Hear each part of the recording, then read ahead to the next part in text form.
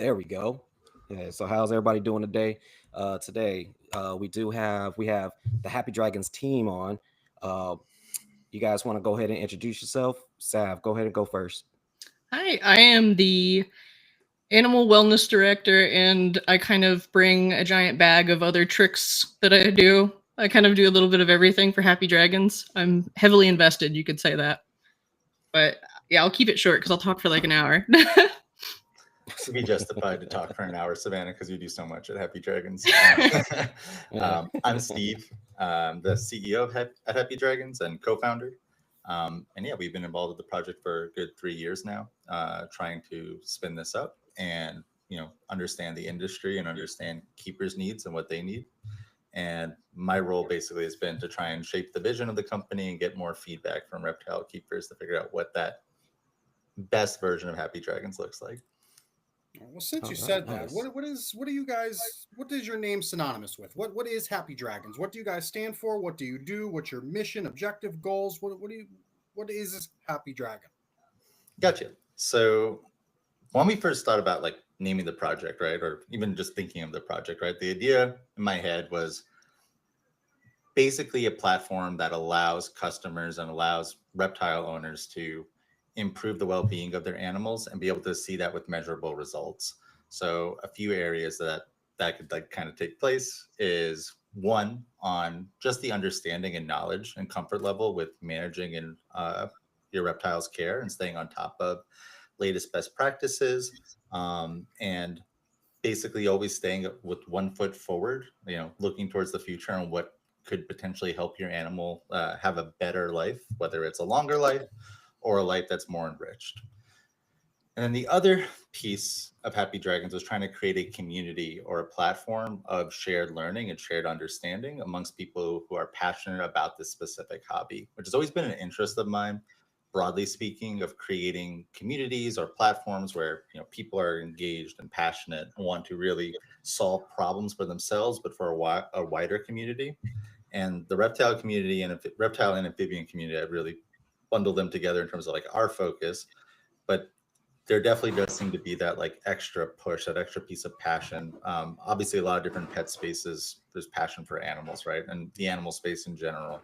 But the reptile and amphibian world seems to put that, 1 step forward. And I think that's best evidenced by, people buying reptiles. And when they have one, they need to get another one. Not necessarily that we recommend that everyone have as many reptiles as they need, but, reptile owners definitely have a more of a passionate response to the hobby, to the animals. And what we really want to do is be able to tap into that and create a platform that allows for that expression without perhaps some of the judgment or tension that tends to arise in other parts of the reptile community. Does that make sense? It does. Cool. Yeah. Savannah, do you So have anything you want to before add to that, or No, nothing that I would necessarily add, but it brings like everything you said is true because I've seen all different parts of the reptile hobby. I've seen the good sides and I've seen the bad sides, especially with the specific category that I work in the hobby. It's like he's right. Like I think my biggest thing that I will always try to make sure is insured for people who are interested in the platform is that I've seen time after time again where like a group on Facebook, people will ask questions like, "Oh, I'm really interested in this animal or this concept or this or that." And people like there are types of responses you get. There's either people saying, "Hey, I recommend you look at this guy. This is pretty reliable," or talk to this breeder. They've been doing this for years. And then you have people saying, "You don't know anything about them. You have no business wanting that animal. You should get a bearded dragon as a starter and see blah, blah, blah." Basically, committing yourself to the lifespan of an animal, but not having your passions in it because you kind of got like knocked down a few pegs. And that's something I'm very against. I'm a very supportive person. At least I try my best to be. So the biggest thing that Happy Dragons does is, we're over time we would probably have as much information that's scientifically backed or from trusted sources or both that to supply keepers for any curiosity they have. So they have the ability to make their own decisions or change their mind, make an educated choice of what suits them best. And no, like there's little of going on a Facebook group and saying, hey, I'm really interested in this reptile, but I can't find a lot of information online. What do you guys know? And then getting a whole bunch of partially correct, somewhat correct, horribly wrong answers. Like this way, because of our team, it's getting filtered through multiple aspects of specializations in the hobby to ensure people get the best information possible. And it's for the animals. So like people can be rude, they can be kind. Like I'll always treat them always the same. Everyone deserves equal opportunity to learn. So I'm very tolerant of that, and I think that's all I would add. Yeah, I would say like if there's like two tenets towards how we approach like any interaction that we have with keepers or trying to help them overcome challenges that they have in their reptile keeping world, it'd be one, animal first. The animal always comes first. You taking on the responsibility, and we share a responsibility to try and help your animal thrive in captivity. So that should always just be mentioned and always put it top of mind with any kind of advice that we give or any kind of care sheet that we provide or any video or webinar that we produce. It's always the animal first. But then two is continuous improvement, which is, this world is still relatively new in this like, pseudo domestication process of these animals. Some of these animals are still very wild. Some of these animals thrive in captivity, and there's still a line on discovering which animals don't thrive in captivity. We want there to be like this understanding of continuous improvement that you need to understand, one, your animal, and just because each animal is unique, not every animal within a species can be like labeled as like, this is the best way to take care of this because this is the, because it's a bearded dragon. And even though there are certain, areas or like limits to what you can and cannot do and what we recommend and don't recommend, every animal is unique, and your experience with keeping that animal is a journey of continuous improvement and continuous understanding because your animal changes alongside you. And your role as a keeper is to, embrace that. And what we want to do is help you overcome each of those challenges within those two contexts. So one, animal first, and two, continuous improvement as your animal continuously changes. And as these standards and scientific information and even anecdotal information, that starts to change over time as well. But yeah, that I think is the approach that, we've tried to gather in terms of the experts that we brought onto the platform who are going to be assisting with providing mentorship to keepers, is really trying to instill like those two values when it comes to how we interact with people, how we suggest advice, how we pull advice, and then how do we push people in a direction that really creates just a better bond with their animal, and a better, husbandry bond, so to speak, right, with their animal, being able to really dive into their animal's care from the perspective of, I have to continuously improve. Nothing is perfect. There's no such thing. But, as long as the animals prioritized first in my mind, the outcomes are going to be better than they would be, a year ago when I was doing this. Every day is a step in the right direction. Yeah, that's an excellent point too. I take that back. I do have something I would add. It is very much that an approach to one's husbandry. There's many approaches. There's more than one right way to do something. So like having the mentorship where someone on our team helps someone with a very specific care plan to someone's climate or settings, whatever state they live in or whatever. Like we try to help figure them out, saying like, okay, this is what people do as the standard, but for your living in Arizona where it's really dry and you need high humidity, this might be better, like, something like that. So it's teaching keepers to consider all the possibilities. So it's not even that they're relying on us for the best care. It's showing them how to do it themselves, how to get creative with it, resourceful, learning how to research, learn their animals, and how to respect the animals. Like if they want to socialize them on the animals' terms, like that's the kind of thing we encourage. Well, I do anyway. I'm a handled by choice person most of the time. But I also don't work with a lot of the same animals other people work with, like with like snakes. I've heard that it's good to like regularly handle them because they get kind of used to it, maybe depending on the species. I don't know. But yeah, no, it is showing people that there's more than one path to take, that there's options. Like if you have a specific budget, if you have limitations, if you live with family, you don't have the leisure of occupying an entire room, you have to share the room. anything like that. So it's basically providing anyone with options so that they wouldn't necessarily have to give up on their dreams. And that's what I mean by everyone gets an equal opportunity to learn. Because I don't like seeing people throw in the towel because they got bullied into it or they felt like they didn't have any options. Like, we try to help them find those options. Awesome. Nice. So I know you're talking about community as well. So what kind of strategies you guys doing to build up this reptile community? Gotcha. So we partnered with Micah Petty, who runs a couple of communities on Facebook right now, and he'll basically be promoting the Happy Dragons platform, the mobile app launch, next over the next few months as we try and bring people over to it. Broadly speaking, I would say our emphasis is going to be on these webinars and community events when it comes to the community features. We do have these spaces, we do have a Discord. Um, but our primary focus is going to be first on building that relationship between a network of experts and each individual who comes onto the platform, because that's a service that we want to provide and we want to be able to hone in on and be able to improve it over time, as well as be able to create like community projects, whether they're research projects or even just having our care wikis that we're going to be publishing over the next few months, which will be like these open source wikis that people can come in and edit, uh, and improve on with. Oh, sorry, I'm getting a little bit of an echo, guys. I'm not sure why. Give me 1 second. Go on and add a note here, just because Yeah. yeah, I couldn't hear myself for a second.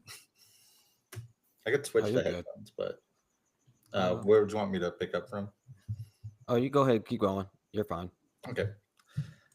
But yeah, we really wanted to start the community from the place of first let's meet the keepers where they are, right? In terms of what they need and understand what the challenges are, that we could provide the best results, whether it's supply discounts, whether it's supply recommendations, whether it's giving them challenges uh, uh, to complete in a certain amount of time, whether it's to give them a rubric for how to observe their animal and be able to understand how their animal, how active they are or how handling goes, being able just to give them score sheets so that they can be able to actually see the things that they might be intuiting.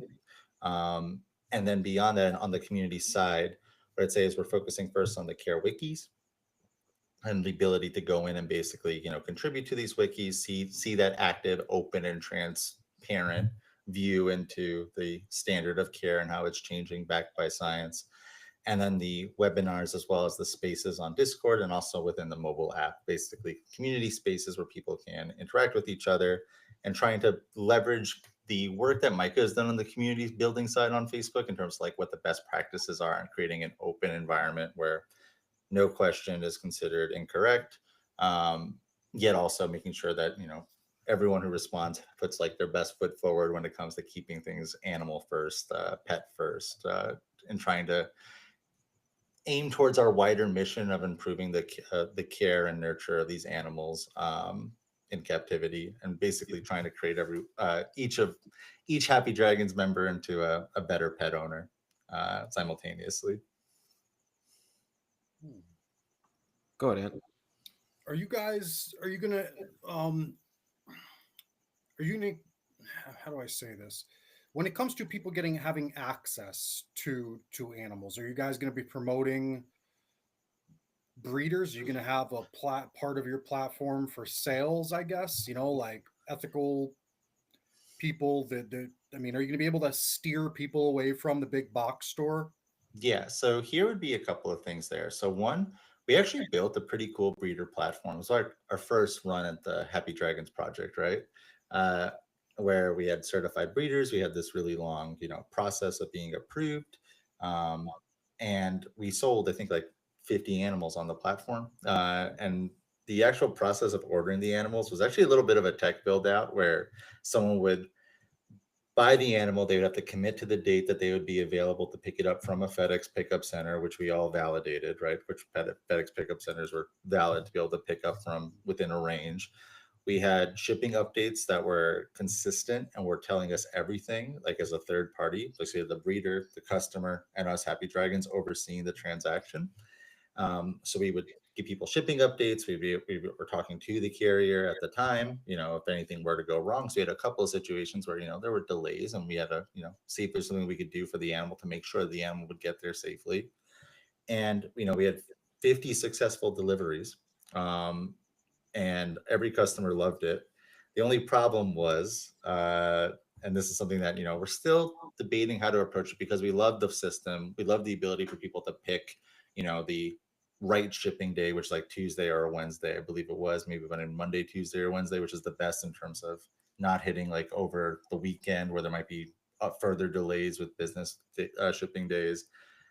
And people love like the third party element, so it felt like I might not know this breeder, I just landed on this platform, but I trust that there's this other piece, there's this other person, there's this other group that's watching out for the order to making sure that this animal arrives. And the only problem was that we got hit with these Stripe processing errors, where Stripe basically said we were delivering animals that were not on the USPS list. And then, even though all the animals that we did were, approved USPS animals, um, and then Stripe actually corrected the error 3 months after like arguing with them. Then they made the error again after we got it approved, and that was like another 3 months. And so maybe a little bit apprehensive of building out this platform without building a bit more notoriety. So what instead I decided to do was to, with the team, Happy Dragons is employee owned, so pretty much everything that we do is a group decision. Um, and basically what we decided to do was, let's just feature the breeders that we approve, give them an avenue for customers to be able to reach out to these breeders in like these third party environments. And then over time, see if we can rebuild, not even rebuild, we have the platform there. It's just turning it on again when we think that we have enough comfort and enough notoriety in terms of the transactions that are coming onto the platform that we could build it up again. Because we loved it. We thought it was like such a great foundation. At the time when we first did it. We thought about when we were planning on scaling it, but then just that error with, I'm sure you guys know about this with like running like, animal breeding operations. Sometimes like some of these transaction processors decide to label you as, you're dealing with live animals. Maybe there's something that we don't like about that, or we flag it, and then suddenly your business gets halted for a little bit of time on that platform. For us as a development platform, as a technology platform, when you get halted like that, it's a big problem, because your entire platform was built around this integration, and then swapping it out for another integration that might have the exact same like issue. And I talked to other people in this space, like other people who do like orders with live animals, and they all mentioned like the same thing, which is, yeah, when they were starting, they kept hitting these errors and issues and having to cycle through backups. And for us, because we built the platform so specified to this one flow, this one breeder flow, that we decided to, pause it. Let's feature the breeders that we trust, that we certify, and then we'll turn it back on once the supplies and the subscriptions for our membership pick up again. But I would say what we want to do is be able to feature breeders that hit a certain standard, more on the boutique side, who work with the customer, who understand their animal, and are trying to provide an alternative to the larger pet stores, and the you know somewhat shady, I wouldn't say shady, just gross methodology in terms of producing these animals in mass, which we obviously oppose pretty strongly. Oh yeah, definitely. So what's the so for these breeders, right? What's the process for them to get certified? Gotcha. So I would love to have. So one thing about me, guys, is that I don't claim to be a reptile expert personally. My idea for this was to partner with other people who I could bring onto the team and create like a network of experts who run different parts of the project. For example, Mariah oversees all of our animal care. She basically set up our ethics. She reviews this is Mariah Healy from reptiles.com, by the way. I'm sorry. I just said Mariah, like, all your audience knew exactly who I was talking about. And then I have Roy and Phil from the Project Herpeticulture. They are reviewing the breeder applications and the breeders that are on the platform. And basically there's a couple of things. So one, depending on the species, there's a minimum size requirement that they have. Two would be like the cleanliness, and having vet checkups on a regular basis is extremely important. Four would be the transparency with the customer, like making sure that customers know and see the process, or if the customer asks for, insight into the breeding process, that the breeder can answer it, they can show it, that they can prove it. And the fifth thing I think would be really is going above and beyond the normal standard of care. So any evidence of that. So obviously each species is different, so there's going to be different requirements for each. But the expectation is that the breeder has a degree of expertise, a degree of going above and beyond the standard of care, whether that's in research or within knowledge, or within the level of substrates and interaction, enrichment that the animals are getting. And then, yeah, the third thing would really be like, how do they interact with the customer? Are they being transparent with the customer? Is it clear to the customer where the animal is coming from? And then all that sits above making sure that these breeders are in line with our, commitment to animal ethics. As I think we have the 5 principles is by David Miller in some of our documentation, and we do take that pretty strongly. So that applies to our breeders as well.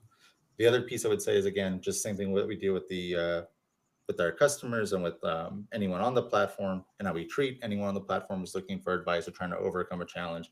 Continuous improvement. So breeders has a clear commitment and understanding that they are continuously improving, wants to improve, wants to put budget towards improvements, even if they're improvements that we recommend. That'll go a long way towards being approved. Obviously, though, there's a base standard, and it depends on the species. So I wouldn't want to speak too much without Phil and Roy on that in terms of the specificities. But broadly speaking, if you look at, I guess like Phil would be a great example, right? So if you look at like his enclosures for his animals, he gives a lot of space. I know that's one thing he emphasizes quite a bit for his Uromastics, is just giving them space, which is something that they don't get a lot in a lot of like enclosures, and that's something that Phil feels like he goes above and beyond on, is space and always staying on top of each animal, what's going to improve the outcomes, not so much the breeding outcomes, but the well-being of their lives in this captive environment. And yeah, so I think that going above and beyond is definitely something that Phil and Roy kind of navigate on a case-by-case basis.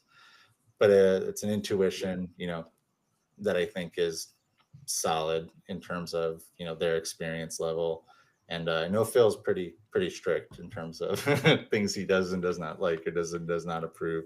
But that commitment to continuous improvement, I think, is probably one of the biggest things that Phil in particular added to the process, because he didn't want to, he didn't want it to be something where like there's these strict standards versus really adhering us to the philosophy that you need to know your animals. So if the breeder shows that they know their animals, they understand their animals, and they care about their well-being, not just their output, then that's something that I think would go a long way with being someone that we feature on either our pages, our webinars, or anywhere else.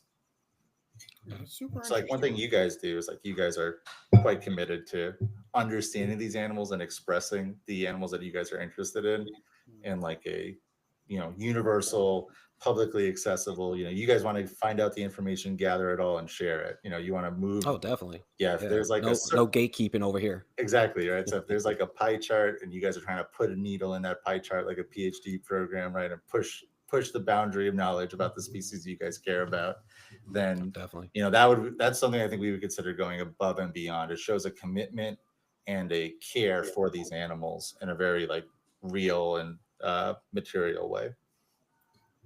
Well, I commend you guys. Now, I'm not a pessimist by any means. I'm actually rather optimistic about everything in life.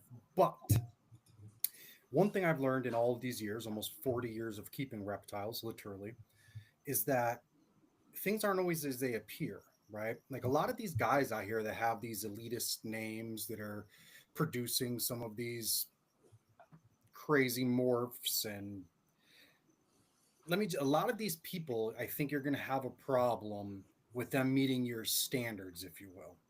There's some guys out here that breed animals that no one would know the difference. No one would know the better. But if you saw a behind the scenes look at the 400 6-quart shoebox tubs with leopard geckos in them, and pull out draws with your ball pythons, it's kind of it's obviously it's an ambiguous topic, right? You can argue that it's they're not keeping them as pets, they're keeping them to reproduce them. And then you could argue, I mean, how do you just keep an animal to reproduce it and not keep it as a pet? Like it's back and forth, an argument that can go on for days. But any which way, I commend you guys on holding people to these standards. I have always tried to myself, but I've found it to be a very exhausting battle. And I kind of fell back, to be completely honest. So it's kind of like what me and Jason do is at least for myself, to satisfy myself, for myself at ease, is to give people the information. You can't change or make anybody do anything, but if you give them all the information you can to make their arsenal as versatile as possible, then we would hope that they do the best they can. But there's a lot of things in this hobby that have changed since the 80s, and there's a lot of things that haven't. And When I was a kid, like obviously, I'm 33. When I was a kid, I remember green iguanas. Everyone had those, and I was in 20 like bucks Long at every pet Island. store.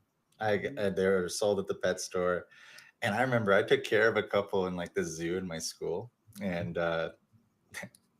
they had actually pretty decent enclosures, all considering. Like the other animals in that little zoo in my high school were not as well taken care of. They did not have as much space. We had sulcatas like in like a 20 by 4 box, like nothing. Like you need a golf course for a sulcata, but Yeah, you need uh, acres.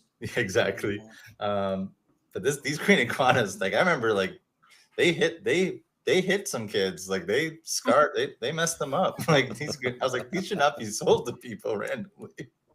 You guys know what you're doing with these. They should not be sold at pet stores. So, yeah, I Just if remember. you care for them well, if you care for a green iguana Of course, well, yeah, they yeah, grow of well, course. they live long, and they go through a puberty, if you will. A male iguana going through his, from his juvenile stage to his adult mature age can switch overnight, man. And But they were you're like, I right, they're remember in not pet something stores, that like anybody should just have without knowing. remember in pet stores like 20 years ago. Maybe it's changed. I don't really go into pet stores too often, to be honest. Besides like doing Well, they've research changed on a my lot, end. though. They've changed. If it's maybe not just a hobby, as I was talking the other day to a guest we had on, and back in the day, you could buy a African rock python for $80. And if you guys know anything about snakes, they're not something that you should let anybody really have. And I've walked into the store many times under 15 years old and bought rock pythons, man. And it's today, thank God you don't see that. I mean, same thing with water monitors. You can walk into your regular big box store, your Petland discount we had, and you could buy Nile monitors, you could buy You still see birds, that. Burmese pythons, Oh, rock yep. I saw one at pythons. my store today. I was at Super Zoo and I saw someone selling Nile monitors. There was a Nile Really? monitor baby. Yeah, for Yeah, real. I saw it for like $80. Yeah, it was just like, that's a Nile monitor baby, guys. What are Yeah. you doing here? Petco has Asian water monitors, Nile monitors, Savannah monitors. They're a I would big like to weigh in on what you said, beautiful and animal. because I've actually been thinking about this a lot. You know, when it comes to butting heads with people and trying to get them to change, like you're not going to get someone to change. You can't force anyone to do it. But kind of what Happy Dragons wants to do, and a way that I've found is easier to get people to advance, if you will, is providing them with the foundation of the information. If they have access to it, Mhm, they can make their own decision. Their informed decision, and in some way, that is them changing their mind. mhm, And it's easier for some people to approach if they're changing based on their own decision. mhm. And I think Absolutely, that's I where agree like the 100%. element of meeting people where they are is really important. Like one thing that we've adjusted in terms of like building the platform that's about to launch, and the structure we decided to build the feedback on was like kind of like, similar to, you guys ever hear of like the 90-day challenges, like that? I know it's really popular right now, right? Yeah. um yeah, I found them useful to like, just organize, like, okay, I want to do one thing, well, like, or even like, maybe a couple of things to organize my life, right? um the idea basically is like every 3 months, give people like a small set of challenges, one for interaction, one for observation, one for just the care improvement. And basically, these small challenges are all you're going to focus on, right? We're going to meet you where you are and try and help you to hit that level. And then we're going to take a look at the results. We're going to see, are there measurable results? Are there measurable improvements in your animal's behavior? Because like, I'm not opposed to, like, I don't like, just to be clear here, most of what we do is trying to do, similar stuff to what you guys are working on, which is all the information, trying to put it in one place, publicizing it, getting it out there, right? And updating it as it updates. Exactly. But the other piece that I think is important is each person is going to be hitting that information, reading it, whether it's on like their phone or on their desktop, or just like, while on the car, while on the subway car on the way to work. They're going to process it differently. And some people, for example, like my wife, when we got our leopard gecko, she read everything there is to read about leopard geckos, dove into everything. If we were to provide like the resource, back then, that had everything on leopard geckos, she would read it all. She'd be like the perfect user for that. But other people, they're only going to be able to invest a certain amount of time towards those improvements. And the idea that we have is, can we provide rails or tracks for you to be able to accomplish those goals in a way that is achievable and repeatable from keeper to keeper? And so I think that piece of, yeah, you can't convince people, like Savannah said, like there's no perfect argument to get people to change their ways. Sometimes there is. And usually that depends on like a little bit of luck, if that person's in the right mode or environment to be willing to change or would be willing to take in that information. But the thing you can do is you can make subtle improvements, and over time people change as they start to change their behavior, their keeping standards, their actions as they see results. I think that's kind of like the fundamental philosophy, is like, if we can provide people with the incremental changes that yield out better results for their animal, even if we don't necessarily change their whole philosophy, for people who, might find like our approach to be a little bit stricter, like perhaps even dogmatic, uh, we're still making improvements for the animal. And I think people will see that as well. And I think that's kind of like where like our mission meets practicality, if that makes sense. Yeah, for sure. Another Yeah. important vital aspect too is, especially with the Discord, if people come across information like that, it's open for discussion. It's not an absolute, this is how you do it, like obey, consume. It's none of that. It's, if people have questions, we will do our best to answer them. Hopefully we have someone, either maybe even by chance have someone who authored something you have issue with, and then have a civil conversation. But sometimes people are frustrated, or they're set firmly in believing something. Like, I wouldn't hold that against anyone, but And I would say the other thing is just like, because, we're talking about a lot of like these edge cases of people who might struggle with like, making care improvements or stuff, or like, the philosophy of, continuous improvement. I would say generally, from talking to so many reptile keepers, it isn't that controversial, right? Like, people want to improve, they want to get better results for their animals. Everyone kind of knows, like myself included, right? Like, we, you know, we're always one step behind the animal, right? Especially with reptiles and amphibians, where they can't communicate, they can't signal to us what's wrong, right? Or what potentially could be causing them stress, right? There isn't that connection that we would have with a dog, right? Where a dog is, co-evolved with us, right? So they know how to signal to us when things are wrong, and we know how to pick it up. Uh, and obviously, even there with dogs, whole other world of, you know, are you a good dog keeper? But broadly speaking, there's a bigger wall with reptiles and amphibians, and that we're always going to be one step behind. And so any help that we can get to understanding our animal, to helping our animal improve, to noticing the stressors that the animal is facing, all those I think will add up to building out a better experience if we're able to address them and be able to help other keepers stay on the level or as close as they can, and not lagging as much as they would behind their animal, with us as a resource that's in their like pocket. And I'd say the resources there are a mix of, yeah, like being able to talk to experts, being able to have measurable goals that you're hitting every 3 months, and being able to, use a set of tools and whether it's care guides or like care reminders or daily tasks that are going to be built into the platform, that allow you to essentially manage your care and observe over time what's working, what's not, and you making the call of what's best for your animal, having all the tools at your disposal.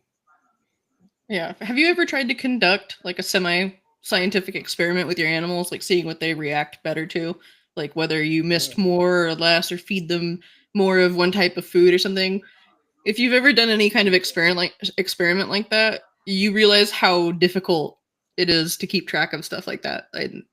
I am victim to that constantly. So I'm very much looking forward to something that not necessarily pesters me, but something that like logs my information. Because right now I log all of my animals' information into a spreadsheet, and Wally would love you. it drives me crazy because I forget to do it. I've gotten better at it, but it, I want something that's, like in the same place where I can log if something seems interesting, and then I can ask someone if it's just in my head, or if this or is this significant. Because I've been in situations, like circling back to like when I mentioned like asking Facebook groups for like advice. My first reptile, I've told you guys this before, was a tegu, and when he was a baby, around winter time, he would come out in the morning, he'd eat a little bit, and then he'd go to bed. When I asked people, they just said, "Oh, he's getting ready to brumate. Just turn off his lights." No, turns out he was impacted, and I gave him a soak, and he took a massive poop and went right back to normal. And if I had listened to all those people telling me that he's brumating and turned off his lights, he would have died in brumation. Oh yeah. So it's just like it's not only providing multiple insights, like sometimes you just can't know, but it's having the option and having the best chance, because a lot of people will surface on the internet in a matter of a crisis. And like, So it's if you're gonna make like a diagnosis on any kind of situation, like with like something like that, we're not trying to help make a diagnosis. We're trying to give you like what the options are, like what the differentials are, and then one thing we would say for anything that's a health issue, there's probably going to be a lot of this is when you should go to a vet, like that's escalating. always going to Yeah, be my answer. Is like, if you're really concerned, go to a vet. 'cause you're the one But who's at least observing this your way, you're animal. provided with experiences of people who maybe have experienced something similar on both sides of the coin. Maybe it can share insight. Maybe that little bit of information is a little bit more helpful than nothing. I always think this is actually kind of like an open question. If you guys wanted to discuss it as well, but I always think about it. It's like there's like going to the doctor, right, for yourself, right? Do you want to constantly be on Dr. Google? When are you a hypochondriac? When does it become a problem? How many times you go to a doctor, right? Then what's that balance with your animal, right? Because you could definitely, bring that to your animal as well. Yet at the same time, is there a should there be like a push to bring your animal a bit more often than you would yourself to the doctor? One, because like it's another being's care that you're in charge of, um, but at the same time, how do you balance that with not trying to pass on hypochondria? Because when you think about like reptile keeping or pet keeping in general, the most of the experience is like a lot of yourself just doing the responsibility or living in like pseudo anxiety or pseudo like onness, right? Being on edge, just trying to take care of your animal, right? That's an experience that a lot of people tell us, especially the passionate people. It's like, yeah, I'm just Oh yeah. anxious the whole time. I love my animals. I love like that one moment I get with them a week, but then I spend like the next 7 days thinking I might have killed them every night. Like that doesn't seem like a good experience. So like, what is that balance between like observing your animal and caring about your animal, yet also being like anxious or overly concerned with things that may or may not be there? Just one of your guys' general thoughts on like that topic. Hell, we just took our dog to the vet because she just had pups, and we just started noticing like, all right, she's a little lethargic. Mhm. What's going on? We saw like one of her nipples were a little bit swollen, and she took a bite from one of her pups. So yeah, it's when it comes to, like you said, dogs are a little bit more easier than your reptiles, because the reptiles are not going to show it until it's almost the end. Mhm. um I mean, essentially you just got to go with your gut feeling on, uh you know take it in or not take it in. Like, all right, what is this going to be? Like, have you noticed this behavior before? Is this something that's normal? Like, I had a situation a few years back where I had a Celieres. I noticed every time she was about to lay, she would get a little lethargic. Mhm. So I thought that was just part of her process of before she lays. Comes to find out, it wasn't a part of her process. She ended up passing away after laying like a third clutch. So, and then there was other underlying issues, like she would only fire off one egg at a time. She only fired off two eggs like once the whole time, and so there was other issues going on. Um, Mhm. and there's not a lot of great vets where I'm at, so I have to really drive probably 2 to 3 hours to go find a good one out here. Um, and at end of the day, I probably should have taken her, but I was like, I thought it was just part of her process And like that until it stuff is wasn't no like more. hard to detect, and it's why like even like for example, kind of our philosophy, right, is to help customers establish baselines, right? Like a lot of the first seasonal goals, like we've tested a couple of these now, giving people seasonal goals and getting their feedback on, how they come out and the like whether they seem overwhelming. But a part of it, like a major part for the first couple, is establish your baseline, right? In your case, your baseline was consistent, right? Like, you had a consistent baseline. And how are Yeah, you able to tell other than, maybe through osmosis of other people where you mentioned a concern or like you're not sure, you're like, this doesn't seem abnormal based off of her past experience, maybe someone could have alerted you then. But it's like the best that you can do is either figuring out a way to like broadcast a concern or a challenge that you have to a community with like a wider pull, or whether it's a group of experts or a community itself, or it's really just establishing your baselines and trying to figure out what's abnormal, what seems like you know beyond the pale for your animal's behavior. I think that situation was probably like really tricky for you, in that case, because like you said, it seemed normal. Like it seemed like this is something that Yeah. happens repeatedly. And like, at some point it's easy to be like, oh, I should have done this X, Y, and Z. And, obviously I don't pretend to be like an expert on your species. Maybe you should have, I have no idea. But I think, you have to put that into perspective of like, even in the best care, it goes back to like, there's no perfect, right? Like even in the, you do everything by the book, or even like your care of your animal, your relationship with your animal was great. And an animal's still a bundle of emergent phenomenon, like we have no idea how a lot works in terms of like oh yeah, the health And of ourselves.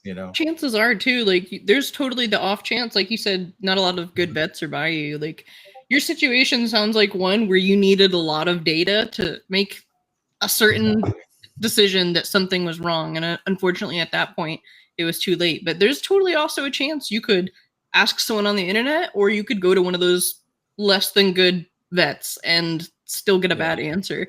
Like yeah, I'm a hyper vigilant keeper, so I've definitely taken my animals to the vet and been told this animal is wonderful, why are you here?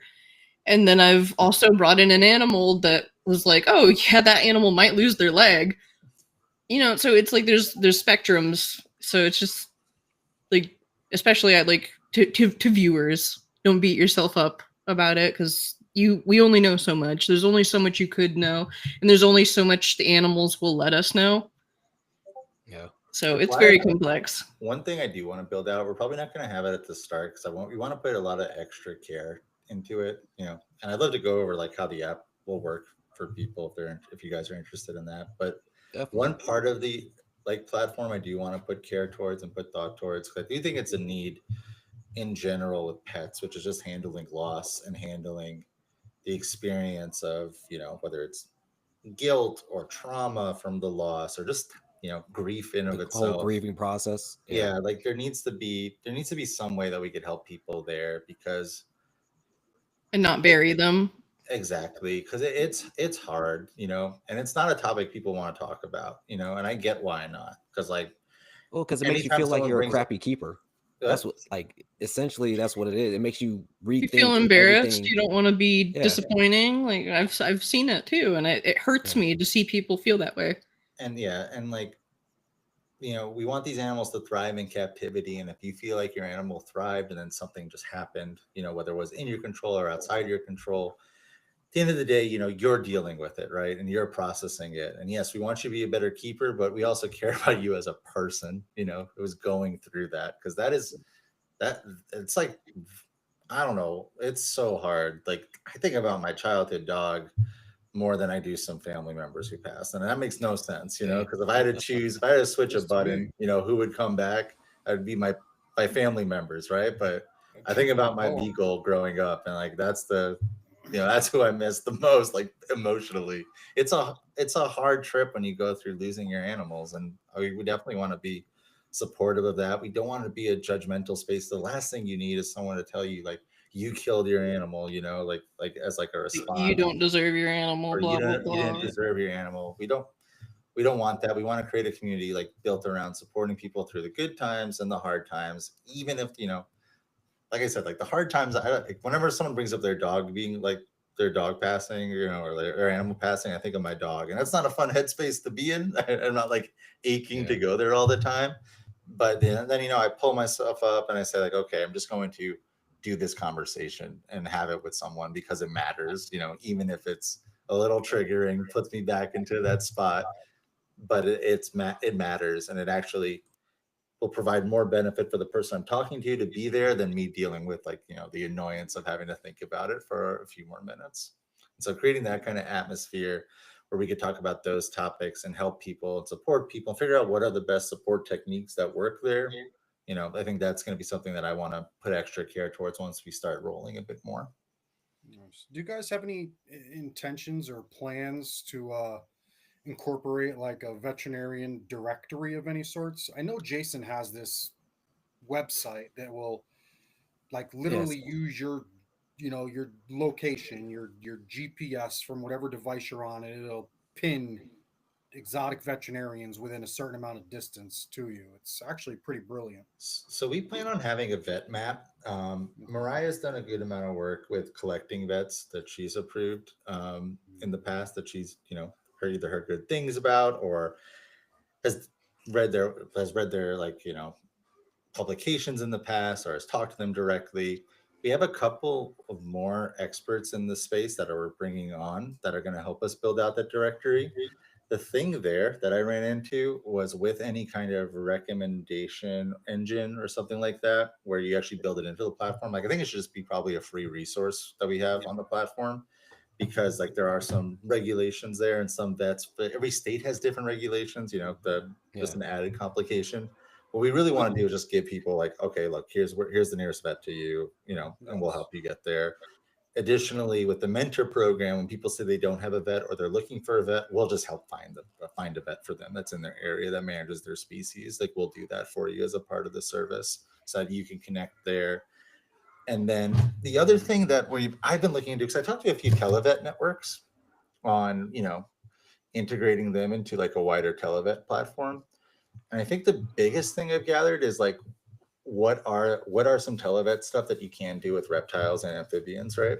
Like just That's whether it's interesting. talking to Yes. a vet, um, because samples mean a lot for like reptiles and amphibians because they don't have signals, right? Versus like they don't give the same signals. There's a lot of there's a little bit more complex physiology in terms of what you can and can't see, like compared to a dog or a cat, right? um, or to a person when you do telehealth, right? You could describe your symptoms with a dog and cat. You could show symptoms that are much more like visible. But there are still some symptoms that you can show on a televet meeting. And so being able to connect people with that as a resource, as well as be able to connect them with, televets who also tell them like, okay, here's how you could send a sample to me and I could take a look, at, your animal. And some of the signatures that we might be looking for to rule out some diagnoses. But I think, yeah, broadly speaking, if you're doing the mentor program, we will help you find a vet. If you need a vet, we'll give you a few resources. We have some directories to pull from, and we'll give you a few options there. Nice. nice. Yeah, yeah. I always refer to the what's called like arav.org. Mm-hmm. Uh, yeah, it's all the vets on there are always doing like continuing education, and there's a couple people like Ryan McVeigh's wife used to be like the vet tech lead, that would be like the representative for it. And like her and somebody else would switch off like year to year, but they always kind of keep it updated on like who's doing continuing education, surrounding you or wherever your location is. So it's always a good resource to have right there. Yeah, I Um, think that thing is brilliant. so for your app, right? So what kind of features are you guys gonna have on there for your clients? Yep. So for any customer who comes on, they'll be able to first onboard their reptiles. So they basically create a profile for the reptiles where you ask for a core set of information on each of your reptiles. Now, it's kind of a the more you put in, the better for us approach. You don't have to put in everything about your reptiles, but the more you tell us, the more information our experts will be able to give. Will be able to have to give you recommendations. Then there's three main parts to start. So one would be the care tools. So you'll be able to get a series of care tools, which are a mix of daily reminders, tasks, and recurring tasks for you to basically manage your reptile care, and the ability to create observations so you could establish your baselines, that I'm calling it basically, baselines for your animal. So you can understand like your animal's activity a bit better and basically keep track of your observations so you could better improve your intuition on your animal. The next part would be the Learn platform, which will include basically all of our care guides, some exclusive webinars, some courses, and those care wikis that we discussed, and being able to hop in and edit and be able to contribute to those in like a community environment. The third thing is the mentorship program, which is probably the most involved part. The care tools are something that you can use, take what you need and leave the rest. But the mentorship program is you get partnered with a mentor who basically is like a resource connector for you. So one will help work with you to create goals for each season. So every 3 months, spring, summer, fall, winter. And every 3 months, the goal is to be able to complete 4 tasks. Some might be, recurring tasks like, build out your baseline for observations on interaction, right? Or they might be um, something as simple as like, we want you to upgrade to this type of light within the budget that you gave us, right? And beyond that, on the mentorship program, you would also be able to have two other parts, which are product recommendations. So we give you a list of products that we recommend um, to you based off of what you told us about your care settings at the moment.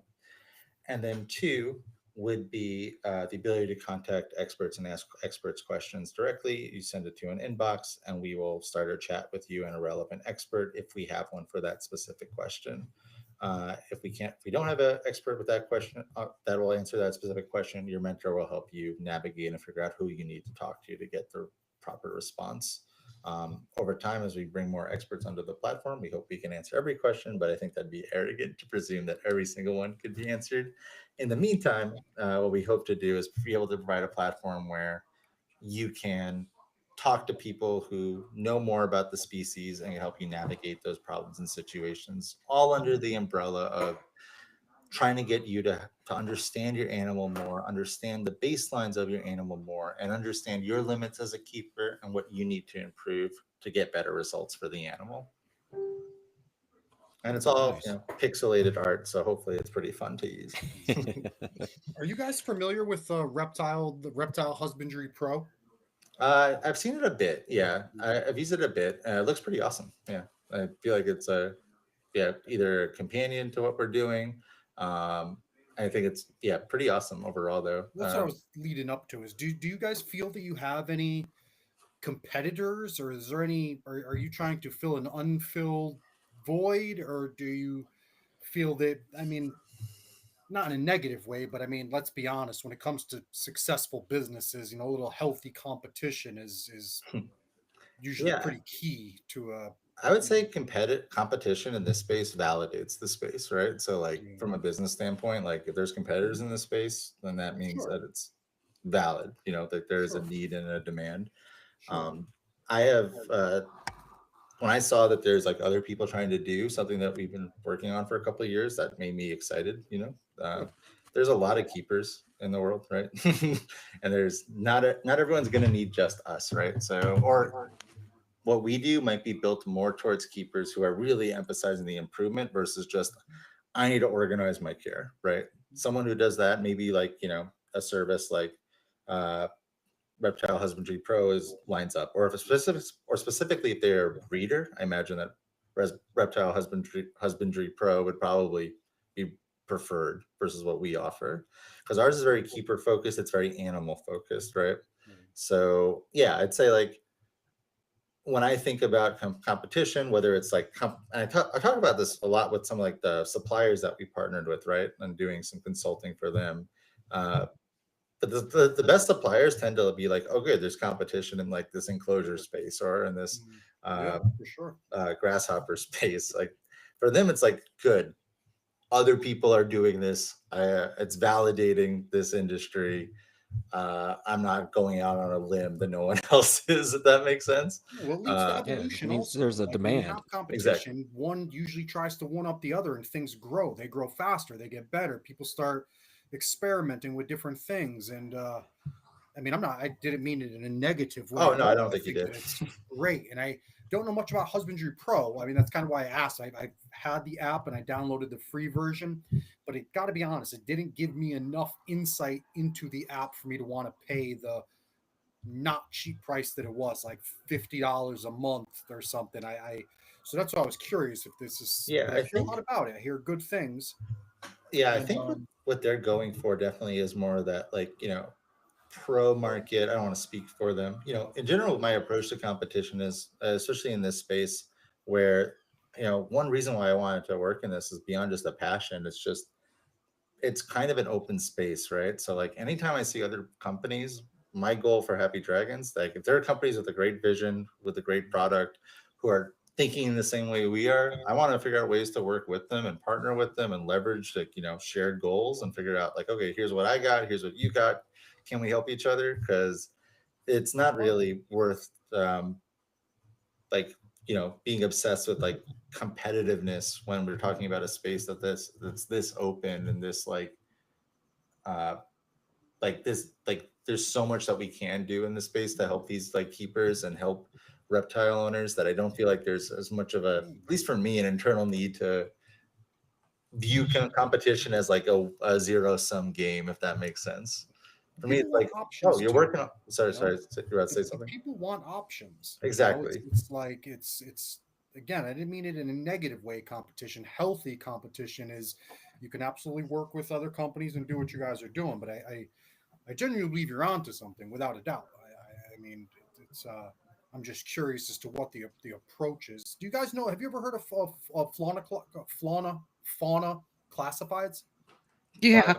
Yeah, it's the OG morph market. It's filled with scammers and bots. Information too, though. If you knew how to, work your way around it, there was also forums and threads where a lot of people, like keepers of one species, say a Bronia, for instance, there would be Abronia keepers from across the country that were in there that you could go back and scroll and see if anyone, and they would, peg topics. If anyone had a issue with, shed issues or eating issues or losing weight, you could go back to those conversations. And even though it was like a mess, I still get nostalgic for like that old style of internet. I still check it out every now and then. I still Google questions and I think about it a old lot. dead Like, forum.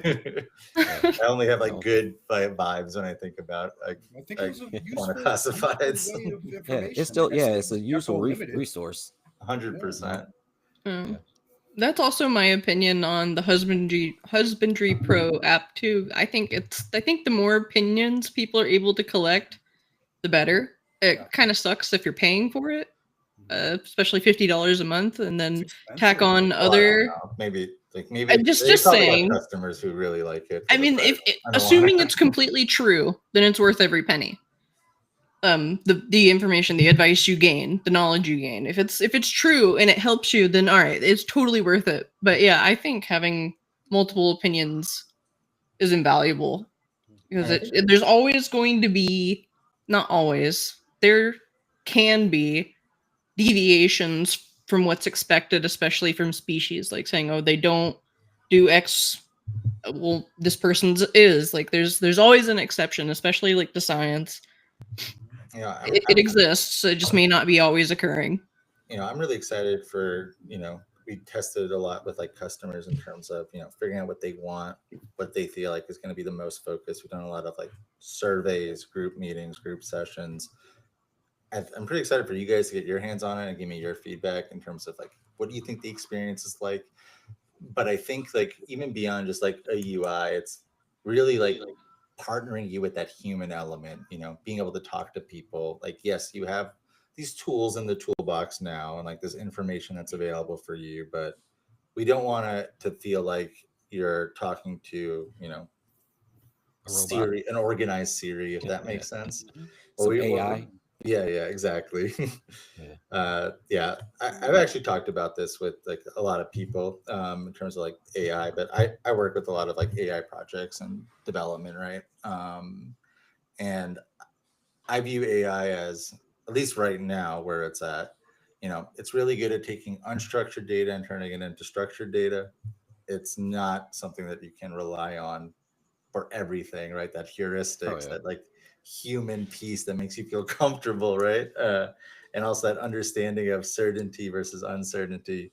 I don't think we'll have an AI care bot, so to speak, on the platform anytime soon. Now, will we Right. use AI tools that help like our mentors be able to manage like what type of care recommendations that they give or like care goals that they give?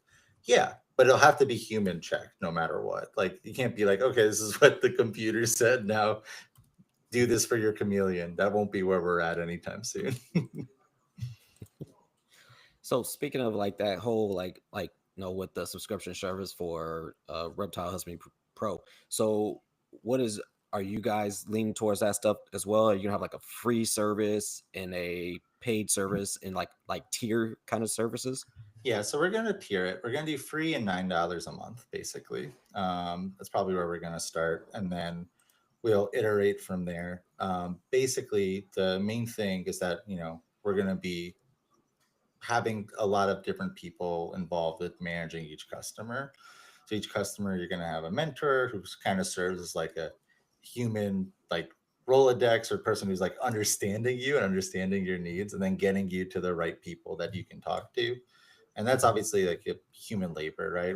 We want to be able to build this platform, support it, and be able to create that infrastructure that gives you clear, measurable advice and the ability to measure and observe your animal's changes over time.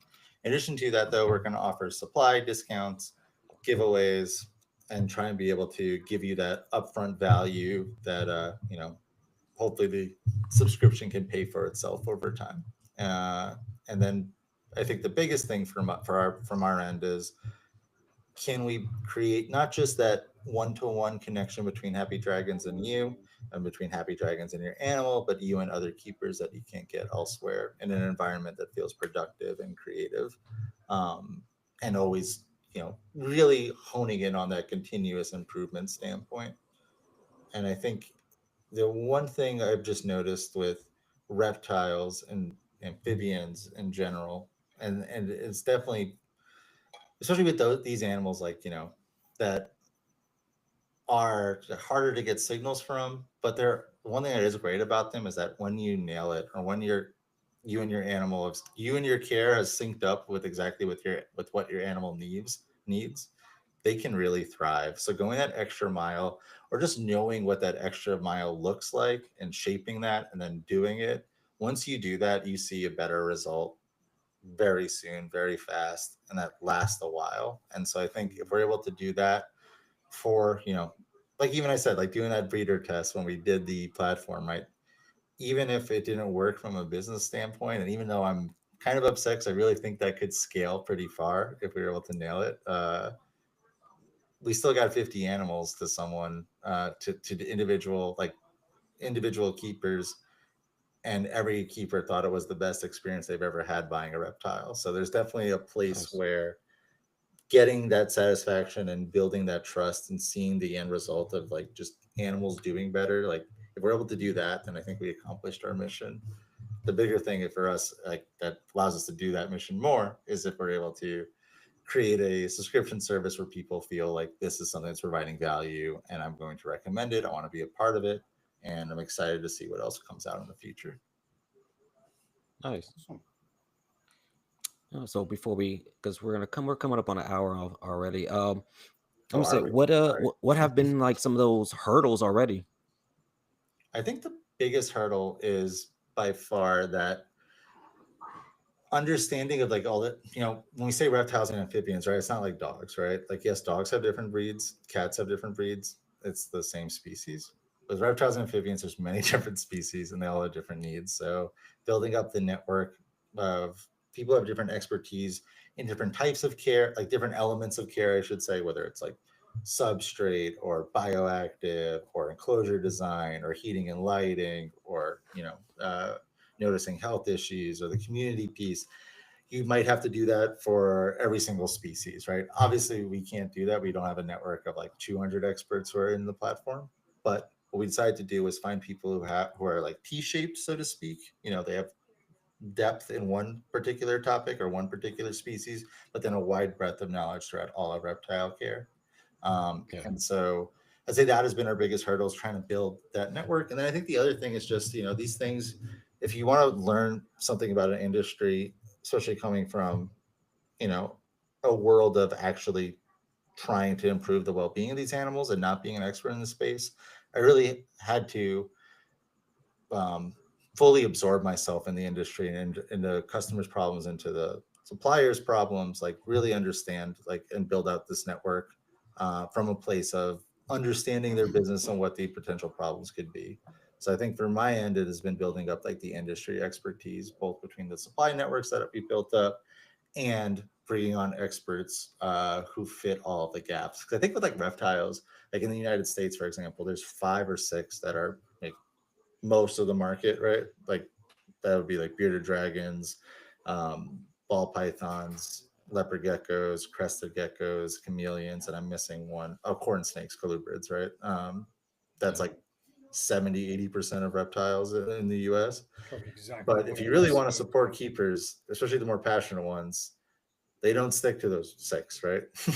They go right into, some animals that are a bit more exotic. Maybe it's another 14 or so that we have care guides for that make up the other like 10% of that 20%. Mm, But then, there's still another 10%. We want to be able to create, a standard of care and a standard of understanding and just transparency in what our limits are when it comes to which animals we support. So basically building up that network and really building the shape and vision of, our approach to animal ethics, I'd say, was the biggest hurdle.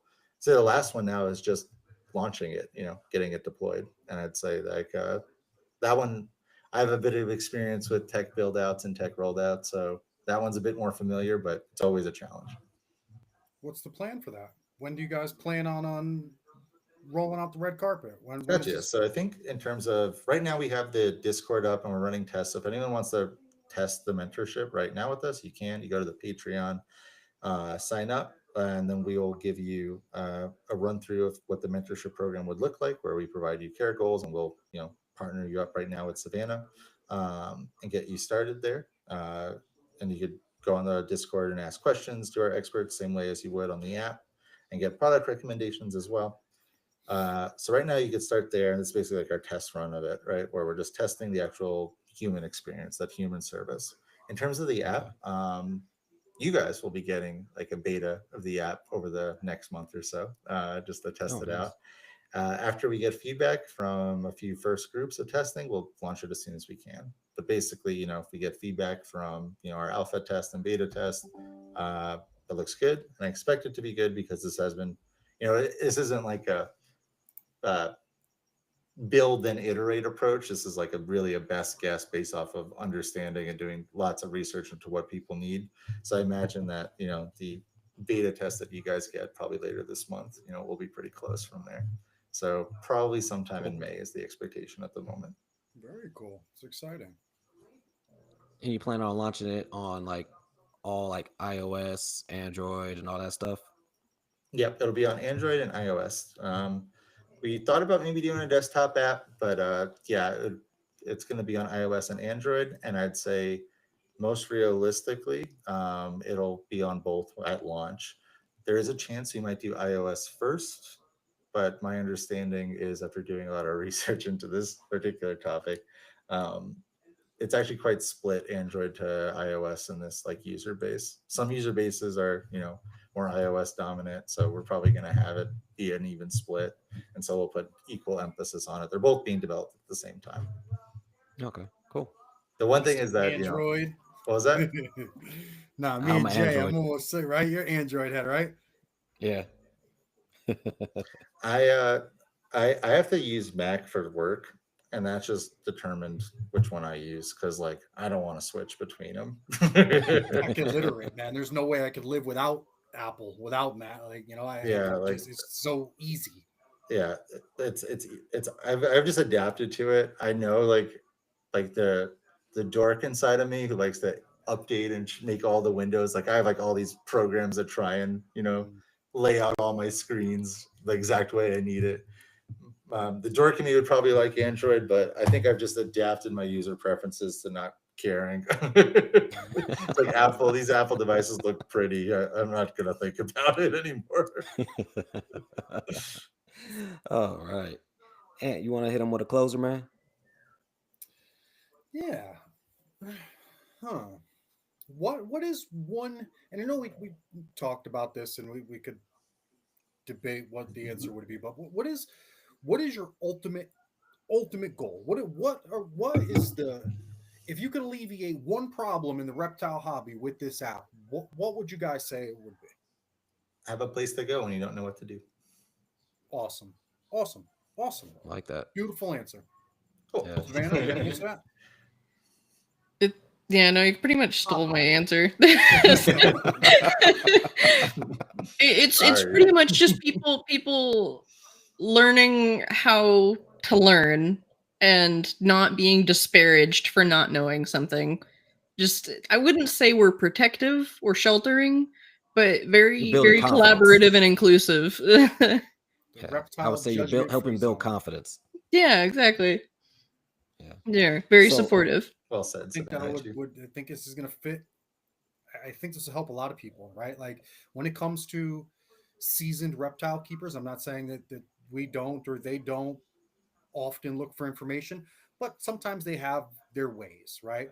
But when it comes to new reptile keepers and people keeping a new species or something, I mean, it's complicated to have a one-stop shop, one place that you can go that you can count on is legit, dependable information and a resource. I mean, think I think you guys are gonna have good success. I We're gonna try very hard. I'm gonna We're, make sure of that. we're excited also to help you guys too in terms of your goals and giving you guys also just an additional platform to be able to either create content or distribute like webinars or content that is personal and close to you, because you guys definitely have an aligned vision with us in terms of what we're trying to do.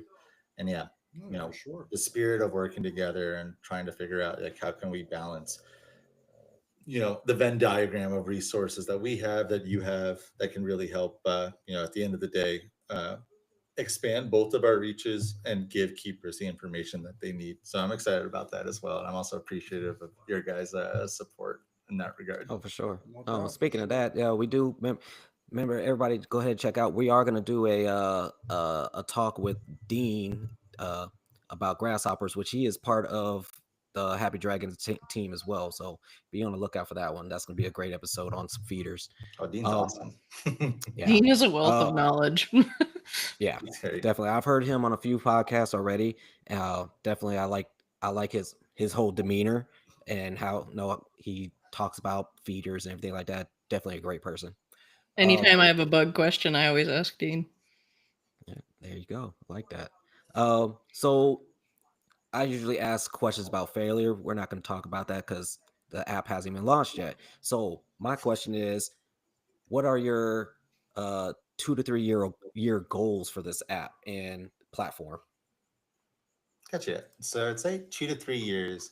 I'd say we have one goal right now, which I think is pretty important, which is 10,000 subscribers, like paid subscribers on the platform. That's a milestone for us. Basically, what that reason why that's important is that there's probably the estimates are around 2.3 to 2.5 million reptile keepers in the U.S. If we're able to get something like 0.33% of that, that would be pretty cool. I think that's kind of like what we're looking at the moment. So if we can hit that within like a 1 to 2 year time frame from when we start, we have a lot of reach with reptiles, with Micah's communities, with our experts. If we're able to hit that, then I think we would have done the first milestone. From there, I would say the long term vision is, can we create a platform that actually adds to, in a substantive way, the knowledge base of the scientific knowledge base, whether it's through community science projects or through anecdotal sharing or reporting, whether it's by engaging our customers with studies that we partner with other labs on. If we're actually able to to make measurable differences in terms of the understanding, like in the scientific research to these animals, then that would probably be the goal after that. And if we can productize it, great. But I think just being able to contribute to it is something that, for me, at my stage of my interest levels, like that's what matters first and foremost. I'd say, in terms of hitting my values and my own personal mission to how I connect myself to my work, if that makes sense. Oh yeah, definitely. Of course. All right. Cool. So where can everybody find you guys at? Yeah. So go to happydragons.com. Right now we have a landing page which would link you to the Patreon and the Discord. That will be changing over time, like especially over the next month or so. But feel free to go there. If you subscribe or sign up, you'll be added to our mailing list, where we'll mail you first as soon as the app is up. If you join the Patreon, you'll be one of the very, very first people. Like, you'll get access to the betas. And then, yeah, we'd love to see you on there, and we'd love to meet you. Nice. Awesome. Do Yeah, you guys have like I any said, social I've been media on that pages? Discord. Like an Instagram or anything that you have announced? Oh yeah, well, we announcements have our out, or- Discord, so you could find that on the website as well. But yeah, we're on Instagram and TikTok at the moment. Okay, cool. I think, There's also a I got Facebook account. is there? Okay, I'm a bad CEO. I feel like I'm so like, I do some social media consulting for other projects, and I've just been so focused on Instagram and TikTok that I forget the other ones sometimes.